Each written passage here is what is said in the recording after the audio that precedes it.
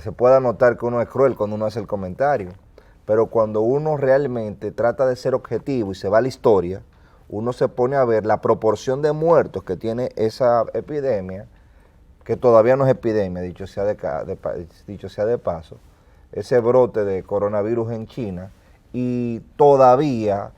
gracias a Dios, no ha sido una cuestión realmente amenazadora para la especie humana. Cuando usted lo compara como el ser humano ha evolucionado en el manejo de sus enfermedades, producto del dominio de la naturaleza, usted se encuentra con que cada vez los virus y ese tipo de microorganismos como la bacteria son menos letales hacia el ser humano, porque precisamente el dominio de la naturaleza y el conocimiento de la naturaleza nos ha permitido generar una preeminencia como especie, pero también desequilibrar un poco el planeta. Sí, entonces usted se pone a ver eso y ve a esta gente hablando en términos tan catastróficos. Que hablando pluma de burro, eso se llama hablar pluma de burro, aunque usted sea un profesional, usted no debe arriesgarse a hablar pluma de burro, nada más que por estar haciendo politiquería, porque eso se llama politiquería. Pero lo mezclan con elementos religiosos que también desinforman, porque te dicen, son las señales de los últimos tiempos, y usted se pone a ver cuál es el rol de comunicador que toma un elemento como este y lo magnifica, en vez de llamar a la calma, en vez de llamar a la información, claro, para que las personas tengan la capacidad de reaccionar ante el fenómeno. Pero mire, hoy antes de que venga Kenia y nos brinde nuestro café Santo Domingo de cada día. Claro que sí. O después que venga Kenia. No, ahí está. Kenia debe andar por ahí. Kenia, ahí está llegando nuestra querida Kenia con nuestro café Kenia. Santo Domingo.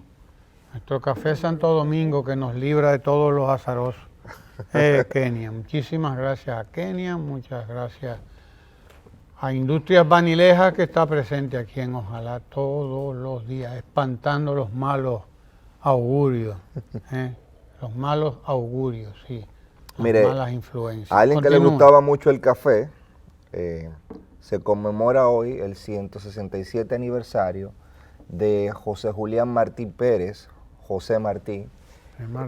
el apóstol de la independencia de Cuba y uno de los grandes apóstoles de la independencia latinoamericana, o de la consolidación de la independencia de los pueblos latinoamericanos,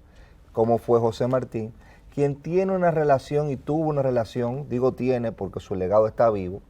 con lo que con lo que es la República Dominicana. José Martí le tocó organizar ya tanto el Partido Revolucionario Cubano como la última guerra de independencia cubana en 1895, y se firmó aquí en República Dominicana, en Montecristi, un manifiesto en donde Gómez y Martí y un grupo de patriotas cubanos y dominicanos se comprometieron con realizar la independencia de Cuba. Y es interesante que ha sido objeto de conmemoración este aniversario de Martí, por un lado. Por otro lado, hay acciones vandálicas que han atacado bustos de Martí en algunos lugares, de grupos de oposición en ese hermano país. Pero lo cierto es que el legado de Martí es un legado humanista, un legado integral, que, como decía Carlos Rodríguez Almaguer en una conferencia, que por cierto estará pronto por Radio Televisión Dominicana, hablándonos de Martí, hay una anécdota de cuando él pasaba por Dos Ríos, un lugar donde lo mataron allá en Cuba. Los campesinos se quedaban absortos oyéndolo, y uno de ellos dijo, yo no sé si este hombre existió o si es un invento de nosotros, para nosotros haber concebido que una persona así caminara sobre la tierra. O sea, en términos casi religiosos, la mística y ese impulso de civilización que daba Martí, quien decía que con los pobres de la tierra quería él su suerte echar. Entonces queríamos aprovechar para mencionar este gran hombre de América, como fue José Martí. Entonces, en otra noticia, usted hablaba ahorita de los azarosos, y Héctor Valdés Albizu, nuestro gobernador del Banco Central, dio una pésima noticia para los azarosos, pero una muy buena noticia para la República Dominicana. Y es que a pesar de que estamos en un ciclo electoral y es que a pesar de que hubo una baja del turismo producto de una campaña rastrera que se le hizo a la República Dominicana el año pasado, la economía dominicana sigue estable y sigue creciendo por encima de su potencial. Usted sabe que hay muchos profetas de la fatalidad que han estado apostando a crear un escenario político sobre la base de que la economía dominicana se deteriore. Pero como señalaba Valdés Albizu en el día de ayer, lejos de deteriorarse, la economía dominicana exhibe un liderazgo regional, una consolidación progresiva, inclusive de sectores como Zona Franca, ese sector que el presidente Fernández por allá por el 2008 dijo que ya era un modelo agotado, sigue generando y aportando a nuestro crecimiento y a nuestro desarrollo económico, a pesar de todas esas voces, a pesar de ese vaticinio que resultó desafortunado. República Dominicana sigue creciendo y fíjese cómo eso le quita el discurso a un grupo político que quiere crecer no sobre la base de ideas y propuestas propias, sino sobre la base de que se destruya lo que exista. Yo estaba oyendo ayer un anuncio y yo me quedé pensando que a lo mejor eran de alguna religión luciferina, porque lo que estaban diciendo era que si querían que nos siguiera llevando el diablo, teníamos que seguir votando por el gobierno que está ahí, por el PLD, y lo mencionaban como 5 o 6 veces, y yo me quedaba pensando, cónchole, se les ha aguayado el billete, porque en medio de esta propaganda que ellos quieren imponerle a uno, de tanto repetirle, porque decía un alemán llamado Joseph Goebbels, que fue ministro de propaganda de Hitler, en ese funesto gobierno que fue el Tercer Reich, que mientras más tú repites una mentira, se comienza a volver verdad. O sea, una mentira de repetirla tantas veces, de machucarla tantas veces, se vuelve verdad. Entonces, asumiendo esa tesis, muchos economistas, algunos serios, otros confundidos, diría yo, y muchos políticos, vamos a creer que algunos son ingenuos, pero hay otros que son perversos porque saben lo que están haciendo, están apostando al caos institucional, a la inestabilidad, y quieren aprovechar este periodo de elecciones para presentar un escenario catastrófico. Pero los números lo siguen dejando sin respuesta. Hemos tenido una economía que de noviembre para acá sigue repuntando, con un crecimiento, como decía el gobernador, por encima de su potencial. Entonces usted toma todo este panorama, usted toma que en República Dominicana, algo que no pasa en otra parte del mundo, un candidato hace una denuncia muy fuerte de fraude, un candidato presidente de un partido, acusando de un fraude informático al órgano electoral y diciendo que hay un código fuente establecido y que hay que hacer una auditoría. Se hace la auditoría, desmiente los argumentos de esa persona, que era un ataque a la estabilidad, porque es a eso que se quiere jugar, y esa persona sigue como si nada, sin retractarse. Entonces, en otro país del mundo, esos elementos que atacan nuestra seguridad jurídica, que atacan la confianza, que es un factor clave en la economía, cuando una persona comienza a hablar sin fundamento en contra de las instituciones bancarias, en contra de las instituciones políticas y judiciales,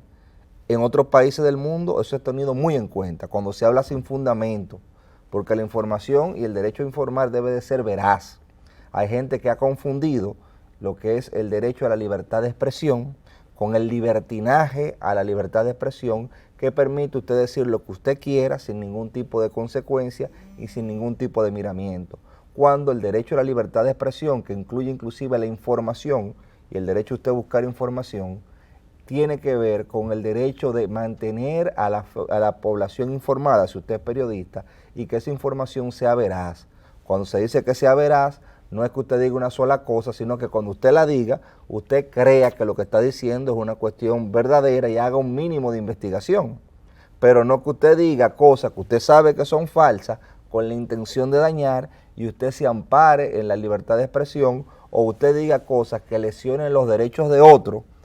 y sea un desborde de facultades, y usted diga, no, estoy ejerciendo mi libertad de expresión, sí, pero usted ejerce su libertad de expresión sin menoscabar, sin afectar la honra y la dignidad de los demás. Entonces, en el caso de República Dominicana, tenemos personas que atacan la estabilidad del sistema, que te hablan de que República Dominicana ya sobrepasó su capacidad de endeudamiento, que República Dominicana primero decían que el crecimiento era ficticio y que los números eran falsos,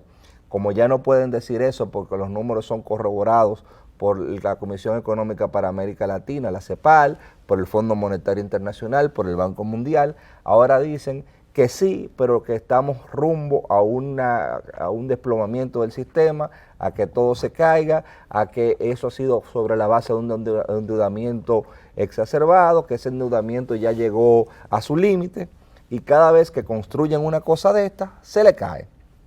Entonces,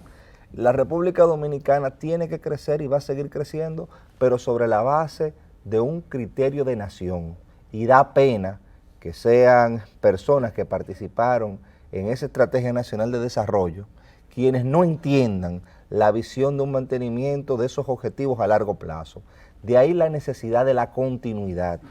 porque si hay un lujo que República Dominicana no puede darse, es el lujo de echar para atrás, de regresar esas políticas sociales que han permitido que ese crecimiento se mantenga y que ese crecimiento venga de la mano con una cosa que nosotros no habíamos conocido hasta el 12. ¿Y usted sabe cuál es? La reducción de la pobreza real,